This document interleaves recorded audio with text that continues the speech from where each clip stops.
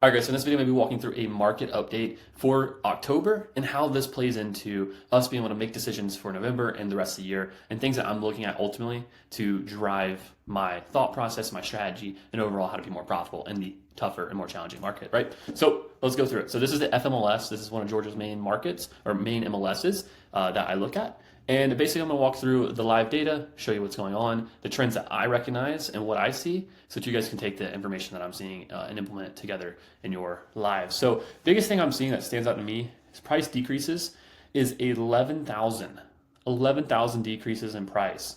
That's pretty wild.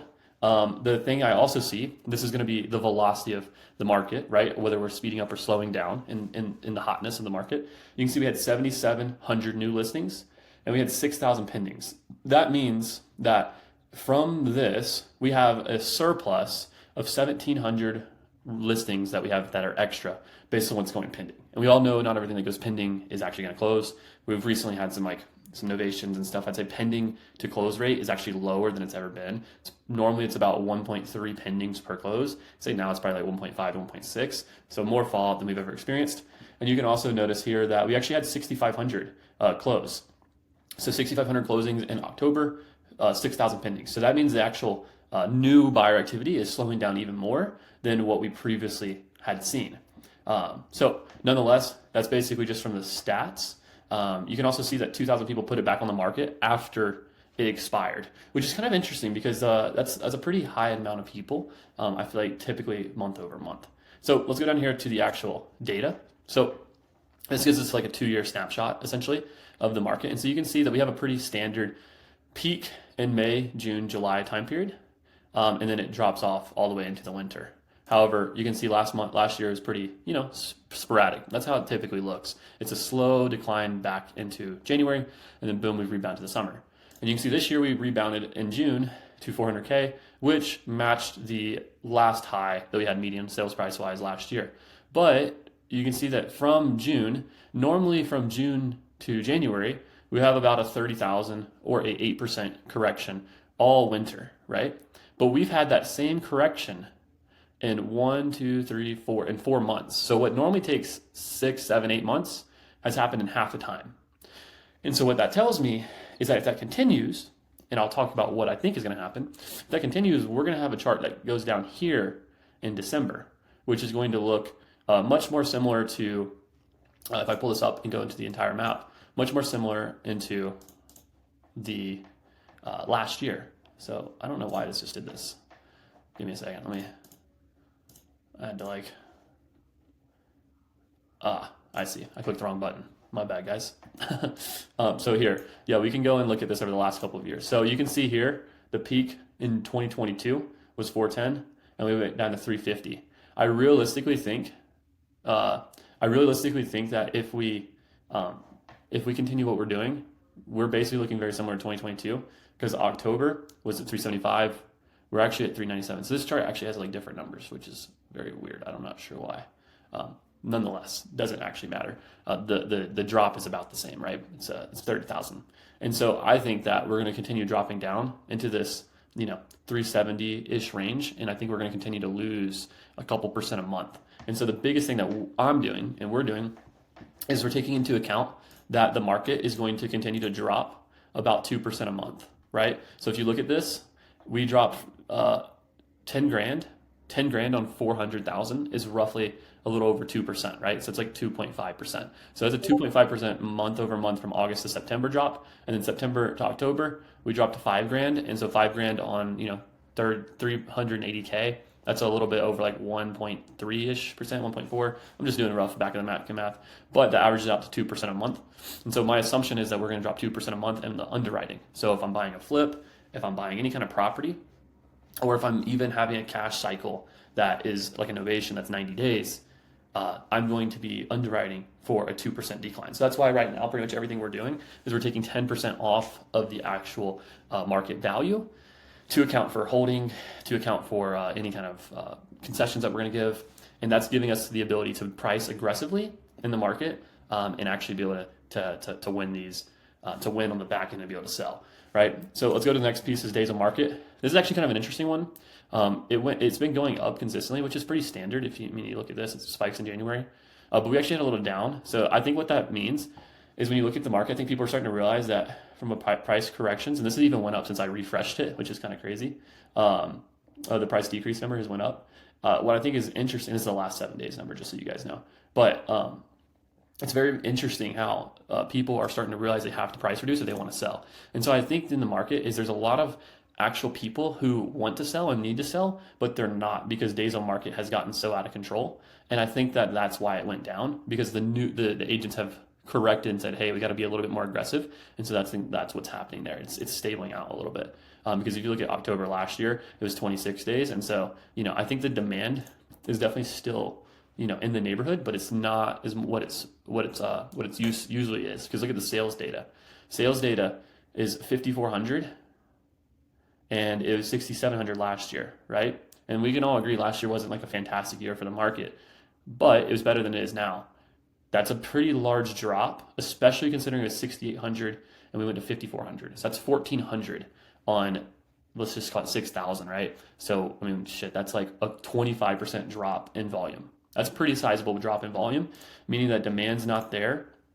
And also, because supply barely went up, it also means that not as many people are selling their houses. So I think people are realizing it's not as good a time to sell. And I think that people are realizing that, hey, I'm going to wait out until rates go lower. And so I think that's a little bit of what's happening is some people are just like, I think rates might go lower in the short term, and therefore they might be waiting on a buy side. And on the sell side, they're just realizing that, hey, right now the market's not that good. So what I see overall is the people who are selling are going to sell. And so this is the strategy that I'm going to kind of articulate to you and what I think is actually happening. So I think there's still going to be sellers out there. And so where this is very, very important is I wrote out a couple things that I want, my group and my community to really focus on in my team.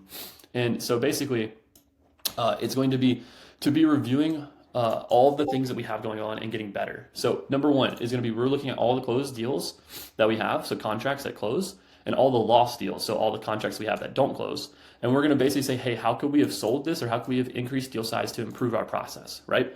And so what this does is it teaches us as a team, hey, not everyone's going to be a deal, not everyone we talk to, but when we do get one, how do we maximize it and make more from it? So the thing that I always think about, let me just pull this up. The thing I always think about and teach my team is how do we take the opportunities that are supposed to be opportunities and make them good. So it's like the adage I always come back to is a $30,000 deal good?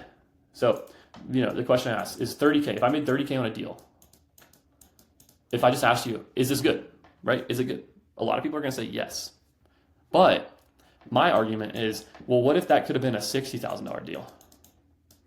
What if this $30,000 deal should have been 60? In that case, is a $30,000 deal good? I would argue, no, it's not. And so my point is, whenever we're dealing with situations here where we can get more on the deal from the buyer, from the seller, from people who are trying to take money away from us, right? In negotiations on the back end, on the front end, little problems that happen, right? So, maybe it's having to pay for certain repairs. Maybe it's having to pay for concessions. Maybe it's having to come up a little bit on your price on the front end. Maybe it's dealing with when the seller lies to you about condition, you just let it slide, right? All these things add into you losing this spread between what you should make and what you did make. And so I'm going even harder on saying, hey, we have a target profit on every deal, right? We have an acquisitions target profit and we have a dispo target profit. So acquisitions is obviously pre-pictures. So AC is pre-pictures, right? And then dispo is post-pictures. And then we have an actual profit, right? And so what I'm doing is every single deal we get, I'm looking at these three and I'm saying, okay, where were we relative to acquisitions profit? Where were we relative to dispo profit? And where were we relative to actual profit? So where was actual profit relative to this and this? If I did not hit my targets, then I'm just going to ask why. I'm going to go into the situation of what all happened to make me lose this spread between what I thought I was going to make and what I actually made. right? And so what we've been having notice is we've been losing deals to appraisals. We've been losing deals or losing profit to appraisals, to concessions, to having to drop lower than we anticipated, right? And and so these are things that we can control on our underwriting side and on the actual underwriting piece of the process. And then you have to roll out that new pricing to your sales team, which goes into sales training. So that's one thing is I'm looking at all these deals and rolling out a game plan for how do I make the process better from us making sure that we make the amount of money we need to make. Because think about it, if your deal size is supposed to be, let's just call it 20K, that's where a lot of people are shooting for. If your deal size is supposed to be 20K, but then it's really like 10K and your profit margins are 50%, when you make this jump, you actually don't make any more, you don't make any money. And so I don't think people realize is this is actually a 100% or 50% decrease in your actual total revenue. But if you're also at 10K and you go to 20K, this is a double in the business. You doubled the business right here. So I just want you to remember that. Even if you go from 10K to 15K, right? I know that doesn't seem like a lot, one deal here and there, but that's a 50% increase in your business, and that goes all to the bottom line. And so what I want you to think about when you're running your company, when you're looking at deals and you're negotiating, is every dollar you get goes straight into your pocket to the bottom line.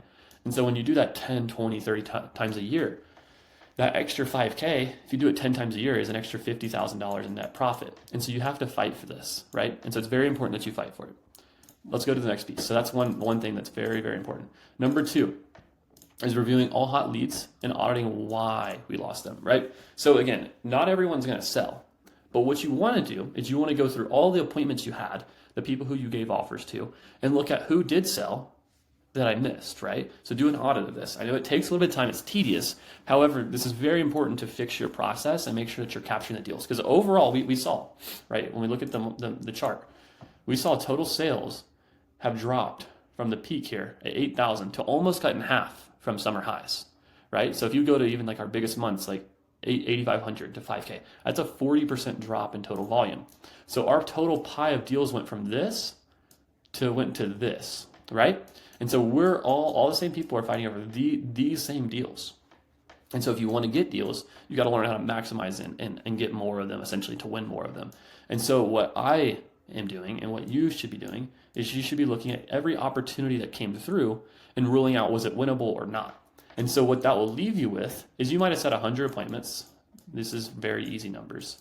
You might have set 100 appointments and you gave offers on 80 of them, right? 80 offers. Or you might have offered all of them, whatever it was. And then obviously 40 of them were trash. 10 of them were, just never going to sell. Or maybe they're just like wanted too much. It's probably realistically it'd be like 50 of them wanted too much, but you get the gist. But there's going to be this portion of like 10, maybe 15 of these guys, or maybe even 20, right? Up to 20, depends on your marketing channels, that really were good, right? So they're great. And there's varying degrees of great, right? So you have like the people who are laydowns over here. I'd also argue way more percentage of these 80 offers is is closable sales. But I'm just giving you guys an idea. But let's say that I got 5 contracts, right? Or I got 5 deals. And let's say 15 of these I look at, they're deemed winnable, right? So these people are going to sell. Like they have to sell to someone like me. So I would define winnable as they have to sell to someone like me. They have to sell for cash.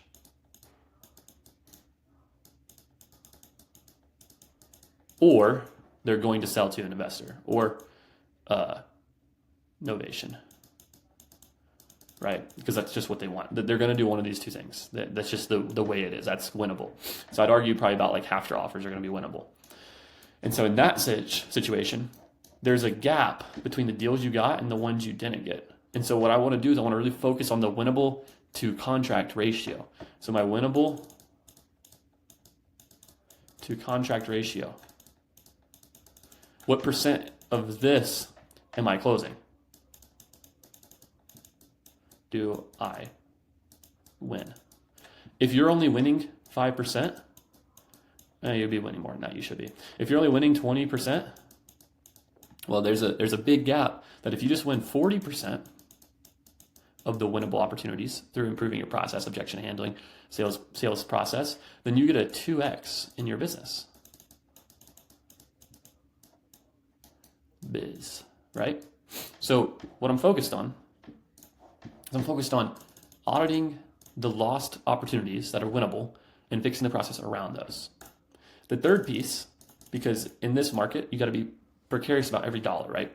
And look at what finances, KPIs do I have right now that I'm looking at on a monthly basis? Can I improve and can I be more efficient with? And so what I do every single month is I audit every single expense to the dollar. And I ask myself, can I get this for less? Is this making me money? Is this worth it? How do I basically be more efficient with the money that I am spending? So for example, like, if you could run your own marketing campaigns, for example. So like we teach people how to run their own marketing campaigns using Facebook. So you don't have to pay an agency. You can just run it yourself. Obviously we run it for people too, because some people just don't want to deal with the hassle. But if you want to learn how to do it yourself, then you save $2,000-$3,000 a month, and you can put that right to ad spend to have a better ROI, right? What if instead of having a 3 lead managers or follow-up specialists to like text and call people, you basically hire an AI to do it, right? And so these are just things and ideas that we can use to basically get more from the dollars that we already spend.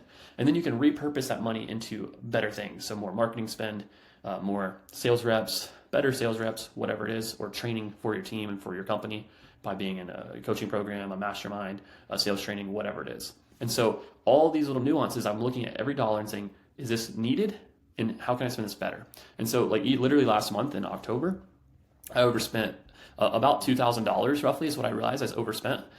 And that was able to be cut and put right into the bottom line. So $2,000, if you think about this, that's $25,000 per year of an additional raise you're giving yourself by saving that money. $2K a month is $24,000, but it worked out to $25K a year for mine. And so I can repurpose that money to something else, or I can just save it and put it in my pocket and invest it in something later, or just take it for extra income. And so what I don't think people do enough, and including myself, is when you start making money, you just blow out your expenses. You never look at it. You're just like, oh, my bank account's going up. You need to review your P&L every month. And if you don't have someone to review your P&L with, send me a text, a DM or whatever. And I can connect you with the bookkeeper who does all my books, and she gets things done super, super fast and super, super easy. He's literally already done. It's the 4th of the month for October. So I can review that really easily. The next thing is I'm looking at all my numbers through what we call the monthly review process. Let me find it here. Monthly review template. And so we're going through our monthly review template here. And then in this, we're going through major achievements.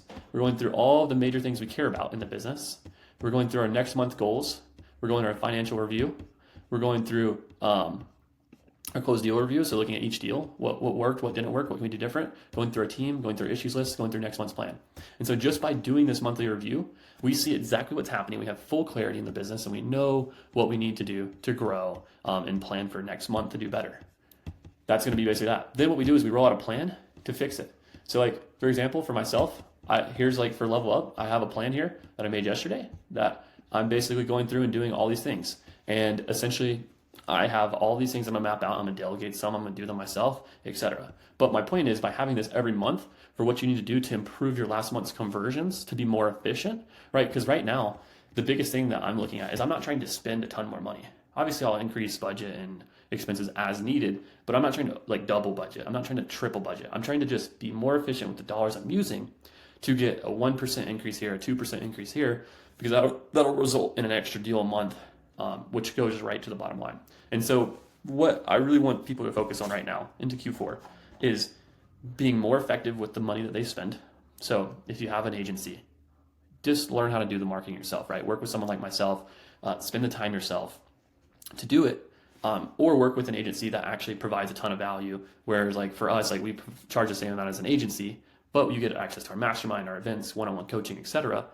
But we're able to do everything in one package because it's something we have highly systemized, and we've been doing this for a long time. And so my point is, make sure your dollars can go further. If you're spending $1,000 a month on a CRM, use something like HQ Flow, where it's like $75 a month or $100 a month, depending on how many users you have, to have all the same automations, have all the same capabilities and more, but it's just way cheaper because you don't have to spend so much money, right? So be looking at every expense you have and just think about how do you cut it, and how do you save more money so that you have more money to invest into marketing or into better people on your team. So hope this helps, gives you some ideas of what we're doing to kind of move forward.